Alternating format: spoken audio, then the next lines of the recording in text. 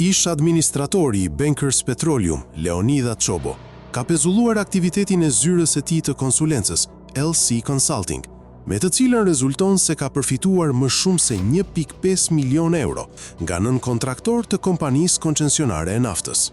Në 27 prill 2025, Çobo, në cilësinë e ortakut të vetëm të studios së konsulencës financiare, ka shkarkuar nga detyra administratorin Emir Jon Marku dhe ka vendosur pezullimin pa afat të aktivitetit tregtar. Leonida Çobo është pjesë e një hetimi që po kryhet nga struktura e posaçme antikorrupsion, SPAK. Ai konsiderohet nga autoritetet hetimore si një prej personazheve kyç në një skemë masive mashtrimi me tatimin mbi vlerën e shtuar, TVSH, ku janë përfshirë edhe disa drejtues e ish drejtues të kompanisë Bankers Petroleum. Leonida Çobo u arrestuar në korrik të vitit 2025 mbi bazën e një vendimi të gjykatës së Fierit. Më pas, kur çështja kaloi në SPAK, masa e sigurimit u zbut nga gjykata e posaçme antikorrupsion.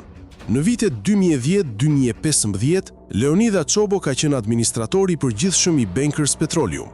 Në vitin 2019, gjatë kohës që Çobo ishte ende pjesë e Bankers, regjistron zyrën e konsulencës Leonida Çobo person fizik, me emrin tregtar LC Consulting.